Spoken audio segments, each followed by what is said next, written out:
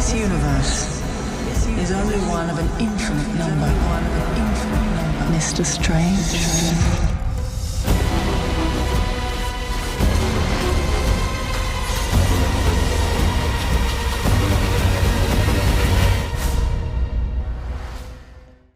Welcome back, everyone. This is going to be my new Doctor Strange Multiverse of Madness video. Marvel just released a new trailer with a bunch of new footage of all their big fight scenes, and during it, they actually featured some really cool scenes of Doctor Strange actually encountering the real Vishanti, another group of powerful gods that we haven't seen in the MCU before, but that are a really big deal in the comics. This is obviously connected to everything that's happening on Moon Knight and Thor Love and Thunder with all the gods of the MCU, so we'll break it all down. Because the movie is coming out next week, we're doing an IMAX ticket giveaway. All you have to do to enter is be a subscriber and post all your theories about Doctor Strange in the comments. And I will be doing full videos, Easter eggs for the entire movie as soon as it does come out. There's a couple new scenes in this trailer, but I'll talk mostly about the big stuff, Doctor Strange actually meeting the gods. As a character, Doctor Strange is mostly concerned with the mystical matters, magical matters, so he encounters many different types of gods all across the multiverse, but the ones that he's most closely connected to in the comics are the Vishanti. And when we're talking about gods in the MCU, for instance, like we talk about Moon Knight, we talk about Thor Love and Thunder, we're typically talking about the lesser gods.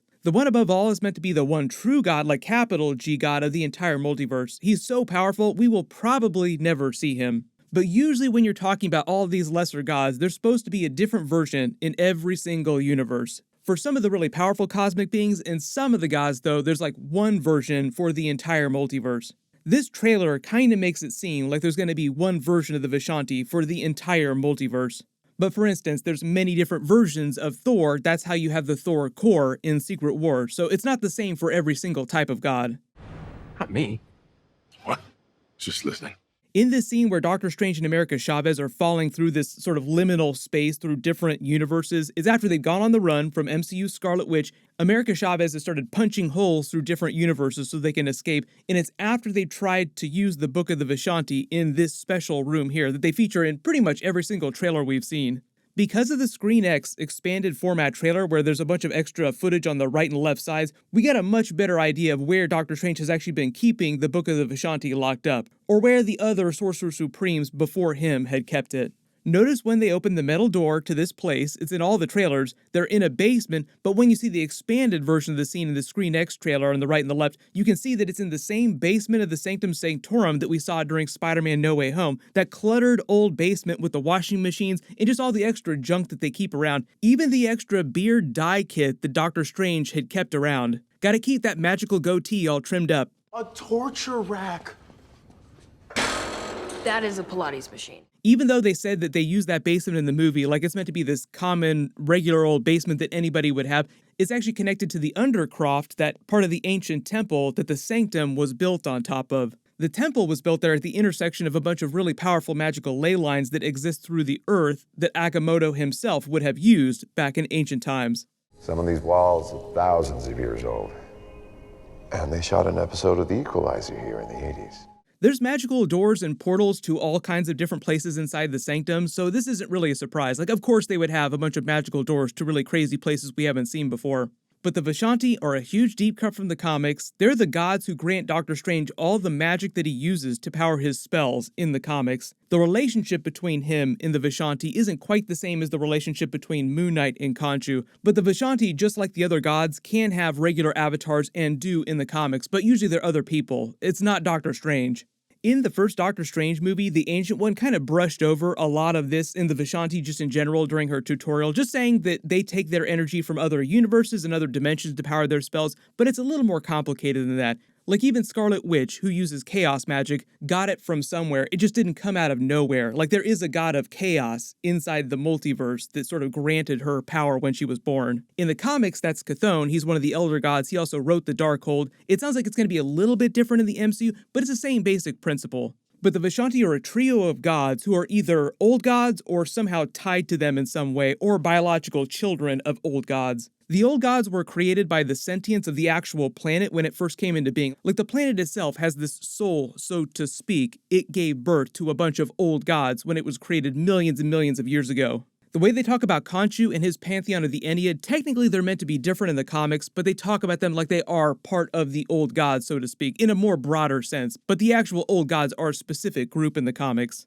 The Vishanti are made up of Oshtur, Hogarth, and Agamotto. The same Agamotto who created the Eye of Agamotto that Doctor Strange has been wearing and using this whole time in the MCU, he was also Earth's first Sorcerer Supreme before he embraced his heritage and became one of the Vishanti. If you're a big Star Trek fan, it's sort of like Cisco on Deep Space Nine, embracing the fact that he actually was born a god and then becoming a god later in his life. It started with Oshtur. She was part of the legit old gods. She had all these crazy powers when she was created. Her personality was kind of like Cersei's in the Eternals movie. She really liked lesser life forms, so she went traveling around just experimenting with life in general across the multiverse. Eventually she met Hogarth, who was the god from this other completely different pantheon of aliens. Because she was so powerful, eventually Agamotto was born from one of her tears, and then he just existed kind of like a more mystical, powerful version of Thor. Thor was the son of a god, so he was born with all of his powers, but for a lot of his life, he lived on Earth amongst mortals, but eventually he just embraced more of being a god and just continued on because he's just going to live way longer than most of the people that he hangs out with. Agamotto had a similar origin story, it just happened in ancient times, just long time ago. For instance, Agamotto was part of the Avengers 1,000,000 BC team with a younger version of Odin long before Thor was ever born. Agamotto studied magic, the multiverse is immortal, he became Sorcerer Supreme, created the whole magical order that Doctor Strange and Wong are a part of. He built the temple that you see in Spider-Man No Way Home. Sanctum's built at the intersection of cosmic energy currents. We weren't the first to seek him out. Eventually, he embraced his god-level powers and joined the other members of the Vishanti to become sort of like a god of order in the MCU. They're also kind of like the gods of magical order. Like if you think about the nature of Scarlet Witch's chaos magic, like the forces of chaos, all the different types of magic that you see in the MCU, the different colors, the different types of powers, exist in a sort of balance. Like you have the forces of chaos, chaos magic, you have the more orderly gods trying to keep chaos from destroying all of reality. That is the Vishanti. The Book of the Vishanti that we also see in this trailer scene contains basically all the most powerful light side good magic spells in existence. That's why in the movie, all these previous Sorcerer Supremes going back to Agamotto would keep it locked up in this special multiverse place separate from the rest of the library in Kamar-Taj. And why he would try to use it to try and stop Scarlet Witch with her chaos magic, which just seems so much more powerful than any other threat that he'd faced. But like if we're talking about Sam Raimi here doing a horror movie inside the MCU, if someone whipped out the Necronomicon to talk about Evil Dead Army of Darkness Easter eggs, started using it, the Vishanti are kind of like the opposite of that, the gods that you would turn to for help. Klaatu, Verada. Like I said, the Vishanti are able to have actual avatars like you see Khonshu and Moon Knight in the MCU, but in the comics, Agamotto's actual avatar, for example, is a completely different character called Cadaver. They're probably not going to have him in the movie, so that's why I think they're going to change some of their backstory in the MCU.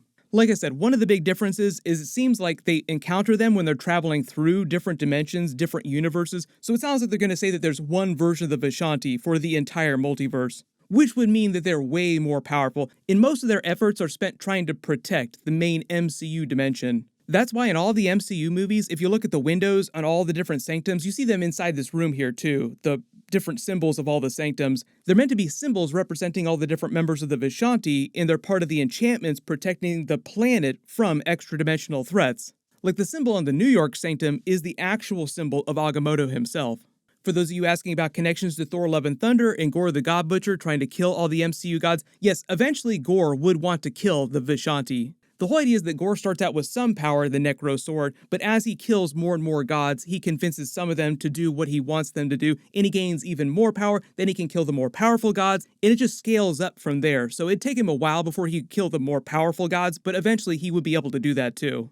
But if you have any questions about what's going on with the gods during the Doctor Strange Multiverse of Madness movie or in all the trailers, just write it below in the comments. It'll be similar to what you see in the Moon Knight series and what you see happening in Thor Love and Thunder, but obviously a different group of gods. To signal for an audience with the gods is to risk their wrath.